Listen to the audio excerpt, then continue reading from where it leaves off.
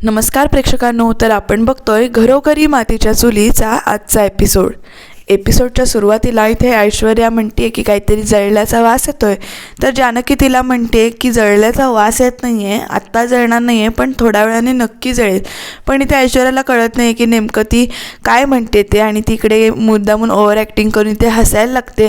तर ऐश्वर्याला जानकी म्हणते की मांजराचं कसं असतं माहिती आहे ना तुला, मांजराला वाटतं की आपल्याला दूध पिताना कोणी बघत नाही आहे, पण बाकीचं जग ना त्या मांजराला बघत असतं.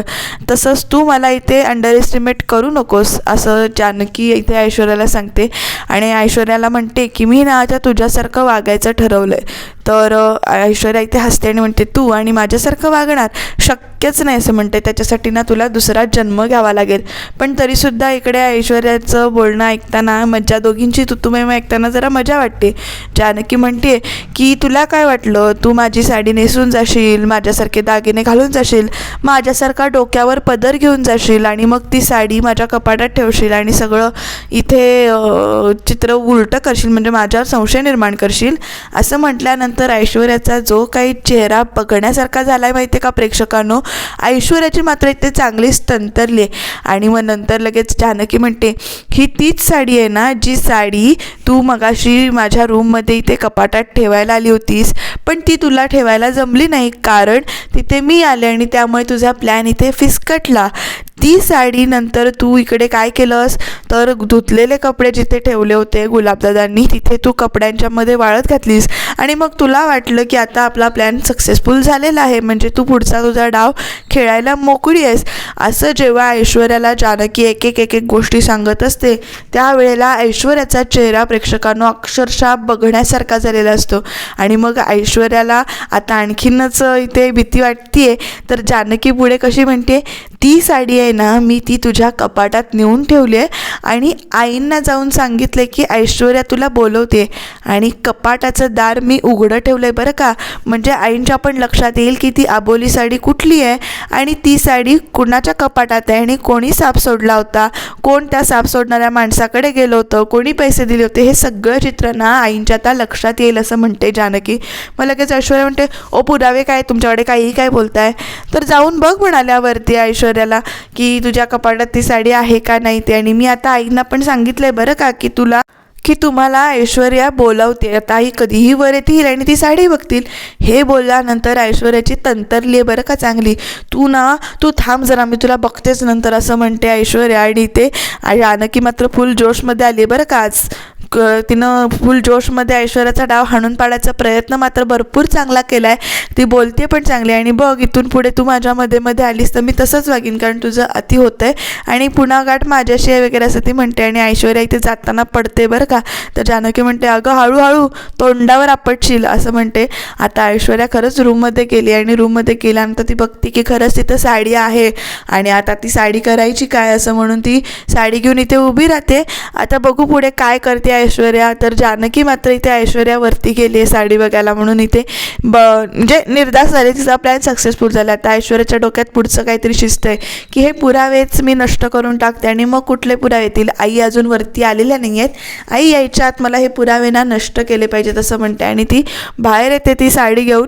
आता बघू पुढे काय करते ते. बाहेर येते, बाहेर साडी टाकते, साडी टाकल्यानंतर त्याच्यावर रॉकेल टाकते आणि मग इकडे काडी पेटवते बरं का प्रेक्षकांना. आणि अशा रीतीनं साडीला आग लावते आणि मग स्वतःशीच हसायला चालू करते आणि म्हणते की जानकी मला खुळी समजत होती, मूर्ख समजत होती काय, आता हा पुरावाच नष्ट केला आहे मी, त्यामुळं नाराय म्हणजे पुरावाच राहणार नाही आहे कुठला. आणि बघ त्यामुळे आता जानकी परत इथे तोंडावर पडणार आहे.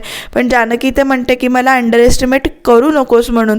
आता बघूया पुढे काय होणार आहे ते. तर तेवढ्यात इथे प्रेक्षकांनो जानकीनं सुमित्राईंना ओढत आणलं आहे अक्षरशः. आणि आई बघा ऐश्वर्याने कुठली साडी जाळ येते. आणि मी तुम्हाला जर म्हटलं असतं की ऐश्वर्याने कपाटात साडी ठेवली आहे किंवा माझ्याबद्दल म्हणजे माझी साडी ऐश्वर्याच्या कपाटात आहे तर तुमचा विश्वास बसला नसता. तुम्हाला ऐश्वर्याने असंच प्रूव्ह करून दिलं असतं की ती साडी मी मुद्दामून तिच्या कपाटात नेऊन ठेवली आहे किंवा मी कसं ऐश्वर्याला खोटं पाडते ह्याच्यासाठी ऐश्वर्यानेच काही तुम्हाला रचून सांगितलं असतं. पण तुम्ही आता स्वतःच्या डोळ्याने बघा ऐश्वर्याने कुठली साडी नेसली आहे. ही तीच साडी आहे जी साडी नेसून ती ऐश्वर्या साप सोडणाऱ्या माणसाकडे गेली होती. आता मला 2 मिनिटासाठी वाटलं होतं की बाई हे स्वप्नच आहे, पण नाही आहे, हे स्वप्न नाही आहे, हे खरंच घडलं आहे बरं का प्रेक्षकांनो. जानकीनं ती साडी सुमित्राईंना दाखवली आहे आणि सुमित्राई आता चिडतायत. सुमित्राई काहीतरी बोलायला जात आहेत. तोपर्यंत इकडे ऐश्वर्या आपली बाजू सावरायला जाते की नाही, हे मी नाही काय केलं, अहो जानकी वहिनींनी साडी मुद्दामून इथे ठेवली आहे, जाळली असं वगैरे ती सांगायला लागते. तोपर्यंत सुमित्राई येतात आणि सांडकन ऐश्वर्याच्या कानफाटीत मारतात आणि म्हणतात, तरीच मी म्हणत होते, मी इतकी कशी तुझ्या बोलण्यात वाहवत गेले आणि हे जे काही तू सगळं जानकीबद्दल माझ्या मनात गैरसमज भरवत होतीस प्रत्येक क्षणाला, तू जानकी कशी चुकीची आहे ते दाखवत होतीस, पण तसं नाही आहे, तू सगळं करत होतीस. खरं जानकीनं कधी म्हटलं नाही की तू हे करतेस आणि तू काय केलंस, जानकी काहीही करत नसून जानकी ही गोष्ट करते असं म्हणून सारखी ही गोष्ट तू इथे भरवत गेलीस आणि त्यामुळं माझ्या आणि जानकीच्या मनामध्ये इथे माझ्या मनात जानकीविषयी तू संशय निर्माण करण्याचा प्रयत्न केलास. तू कायम आजपर्यंत तिच्याबद्दल काही ना काहीतरी माझे कान इथे भरत आलीस. आता ऐश्वर्या सांगते की अहो मी आई तसं काही नाही केलं, पण सुमित्राई तिचं काही ऐकून घेत नाहीत. थांब म्हणतात आणि तू सून म्हणून घ्यायच्या लायकीची नाही आहेस आणि माझा तुझ्यावरचा विश्वास उडाला आणि तुझ्यावर माझा काडी मात्र विश्वास नाही असं त्या इथे म्हणतात. आणि मग म्हणतात की जानकी कशी बरोबर आहे, तिनं काय केलं आणि तू काय करतेस बघ, माझंच चुकलं, मी जे तुझ्या बोलण्यामध्ये सारखं येत होते आणि तुझ्यावर इथे विश्वास ठेवत होते, माझंच चुकलं आणि मीच कशी वाहवत गेले तुझ्या बोलण्यात असं म्हणतात आणि इकडे निघून जातात आतमध्ये. आणि आता त्या निघून गेल्यानंतर पुन्हा एकदा जानकी ॲक्शन मोडमध्ये इथे आलेली आहे बरं का प्रेक्षकांनो. ती म्हणते, तू मला मूर्ख समजत होतीस, तू मला इथे म्हणजे डोकं वापरत नाही असं समजत होतीस, पण ऐश्वर्या कसं असतं ना, जंगलामध्ये जेव्हा शिकार करायची असते तेव्हा वाघ 2 पावलं मागे जातो का, तर तो दबा धरून बसतो आणि परफेक्ट वेळ जेव्हा येते, योग्य वेळ जेव्हा येते त्यावेळेला तो पंजा मारतो. आणि मी तसंच केलं. मी तुझे वार इतके झेलत होते किंवा मी तुझं जे काही चाललं आहे ते गप्प बसून बघत होते, याचा अर्थ असा नाही की मी खुळी आहे म्हणून, पण मी योग्य वेळेची वाट पाहत होते आणि वाघिणीसारखी मी माझी शिकार केलेली आहे आणि योग्य वेळेला जी शिकार करायची ती शिकार केलेली आहे. ज्यांना जे दाखवायचे ते मी इथे दाखवलेलं आहे आणि आता तुझी पाळी आहे म्हणते जानकी ऐश्वर्याला. आणि पुन्हा जर का असं काही वागण्याचा प्रयत्न केलास तर गाठ माझ्याशी आहे हे विसरू नकोस. आज आईंनी चांगली तुझ्या बसली आहे ना चपराक, चांगलेच वळ उठलेत, तर उद्या असं काही परत केलंस तर मी ऐकणार नाही असं जानकी सांगते. आणि इकडे सुमित्राई आतमध्ये येऊन स्वतःला मारून घेत असतात, स्वतःला त्रास करून घेत असतात की माझं कसं चुकलं, मी का अशी वागवत गेले, मी का अशी वागले, मी का म्हणजे जानकीवर विश्वास असं अविश्वास का दाखवला, जानकी एखादी गोष्ट करेल असं मला का वाटलं, की ती अशी नानांना ढकलेल किंवा तिनं साप सोडण्यासाठी इथे पैसे वगैरे दिलेत, हा विचार मी कसा करू शकले असं म्हणून त्या स्वतःला मारून घेत असतात, स्वतःला त्रास करून घेत असतात. आणि मग इथे जानकी येते आणि म्हणते, आई बास, तुम्ही किती स्वतःला त्रास करून घेताय, बास आता पुरे. तर सुमित्रा म्हणतात, तू रागव माझ्यावर, ओरड, तू रागावली असशील ना माझ्यावर, तू रागव, तू मला शिक्षा दे, माझं खरंच चुकलं गं. तर ती म्हणते की तुमचं चुकलंच आहे, आई आहात तुम्ही आणि तुमची चुकी अशी झाली आहे की तुम्ही अविश्वास दाखवलात असं मी म्हणणार नाही, पण तुमच्या सगळ्या गोष्टींवर तुमच्यासमोर अशा काही गोष्टी मांडल्या गेल्या, धागे उसवत गेले तुमच्या एका तुमच्या पुढ्यात, त्यामुळे तुमचा विश्वास बसणं किंवा तुमच्या मनात माझ्याविषयी शंका निर्माण होतं साहजिकच आहे, कारण तुमच्यासमोर परिस्थिती अशी निर्माण केली होती आणि त्यात तुमची चूक नाही आहे, तुमचे कान भरले गेले होते ही तुमची चूक आहे. पण तुमची शिक्षा हीच आहे की तुम्ही इथून पुढे तुम्हाला कुणी काहीही सांगितलं तर कुणावरही पटकन विश्वास ठेवू नका. पुरावे जोपर्यंत तुमच्यासमोर येत नाहीत तोपर्यंत तुम्ही त्या गोष्टी खऱ्या मानू नका, त्याच्यावर विश्वास ठेवू नका, हीच तुमची शिक्षा आहे. तरीसुद्धा सुमित्राई म्हणतात की तुला राग आला असेल ना माझा खूप आणि तू खरंच मला शिक्षा दे. आता जानकी म्हणते की हो, मला तुमचा राग आला आहे आणि तुम्हाला शिक्षा पण मिळणारच. तर सुमित्राई मागणं म्हणतात, तू मला काय शिक्षा देणार आहेस. तर जानकी म्हणते, गरम गरम भाकरी आणि मेथीची भाजी केली आहे, ती तुम्हाला खावी लागेल आणि हीच तुमची शिक्षा आहे असं म्हटल्यानंतर सुमित्रा इथे हसायला लागतात आणि म्हणतात की हेच मला आई म्हणून जे तुम्ही माझ्या जवळ आहात ना ते इथे मला लाभ करू नका असं म्हणून ती सांगते सुमित्राईंना आणि दोघी इथे एकमेकींना छान मिठी मारतात. आणि प्रेक्षकांनो, मगाशी जानकी जेव्हा ऐश्वर्याला ओरडत असते ना तेव्हा म्हणते मी असं सारखं वागत नाही कारण माझ्यावर आईंचे संस्कार आहेत असं वगैरे ती सांगते.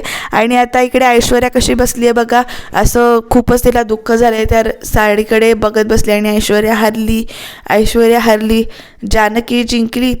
तिने मला असं टिचून माझ्या नाकावर टिचून तिने इथे सगळं मिळवलं. आता आजी आली आहे पाठीमागनं. या आजीला ना पहिलं काहीतरी केलं पाहिजे बरं का प्रेक्षकांनो. तर आजी म्हणते की ऐश्वर्या तू अगं इथे अशी का बसली आहेस, ती साडी जळते आणि तू इथे का बसली आहेस अशी. ती जानकी बघ तिकडे, सुमित्रा बघ जानकीचं कौतुक करताना इथे थकत नाही आहे, तू अशी का बसली आहेस, उठ बरं असं म्हणून आजी ऐश्वर्या इथे उठवत असतात. ऐश्वर्याची जी काही नजर आहे आणि अशी बघतीये ते बघून आजीला पण भीती वाटते. अगं तू अशी का इथे बसलेस, उठ उठ पहिली उठ असे म्हणून. तर ऐश्वर्या म्हणते ऐश्वर्या हरली, मी कायम म्हणायचे ऐश्वर्या हरली तर असं करीन, ऐश्वर्या हरली तर आता मी काय करू, मी स्वतःलाच इथे संपवून घेते असं म्हणून त्या जळलेल्या साडीत इथे पाय टाकत असते. तोपर्यंत आजी तिला मागे ओढतात आणि म्हणतात तू जर असं केलंस तर जानकी काय म्हणेल की मला इथे घाबरून ऐश्वर्याने जीवाचं काहीतरी बरं वाईट केलं. पण तू तसं करणार आहेस का, नाही करणार आहेस, तुला काय करायचं आहे. तर बोलता बोलता आजी एक इथे कल्पना देतात बरं का. बेशुद्ध नाना जागे व्हायच्या आत त्यांच्या मृत्यूपत्रावर सही करून जानकी सगळं इथे ताब्यात करून घेईन असं म्हणतात. आणि इकडे साडी जळतीच आहे तर इकडे आजीनं ऐश्वर्याच्या डोक्यात एक पिल्लू सोडलेलं आहे आणि आता जानकीला बद्दल परत एक नवीन डाव ऐश्वर्या करणार. आणि ती म्हणते ती आज आता उडायला लागली आहे ना जानकी, तिनं आईंच्या समोर सगळं सिद्ध केलं आहे, ती उडायला लागली ना तर तिचे पंख मी ना लवकरच छाटेन आणि ही ऐश्वर्या काय चीज आहे ते दाखवेन. या आजीच्या त्यांना पहिले थांडकन मारावीशी इच्छा होती. आता सुमित्राईच आजीला काहीतरी करतील आणि घराबाहेर ढकलतील असं मला वाटते बरं का प्रेक्षकांनो. पण त्यासाठी अजून एक रामायण आपल्याला बघावं लागणार आहे आणि ते नेमकं काय आहे हे सस्पेन्समध्ये आहे. कारण इकडे जेव्हा आजीनं मृत्यूपत्राचं नाव घेतलंय त्यावेळेला इथे ऐश्वर्याला आठवतं आहे की नानासाहेब कुठल्या तरी मृत्यूपत्राविषयी बोलत होते आणि त्यांनी वकील साहेबांना इकडे मृत्यूपत्र करायला दिलं होतं आणि नानासाहेब म्हणत होते की मी मृत्यूपत्र फायनल केल्याशिवाय ते फायनल होणार आहे का, मी वाचून बघतो आणि सांगतो. आणि मग ते नानासाहेबांनी मृत्यूपत्र ठेवलं होतं आणि ऐश्वर्याने हे बोलणं ऐकलं आहे हे आता ऐश्वर्याला आठवतं आहे. आणि ऐश्वर्या म्हणते की आता जानकी उडतीये ना तर तिचे पंख मी लवकरात लवकर छाटीन. कारण इथे आता ऐश्वर्या परत इथे पेटून उठली आहे आणि तिला पेटून उठायला तिला कारण द्यायला आजी कारणीभूत आहे बरं का प्रेक्षकांनो. कारण आजीनं सांगितलंय की बेशुद्ध नाना शुद्धीवर यायच्या आत मृत्यूपत्र आपल्या नावावर करून घेईल.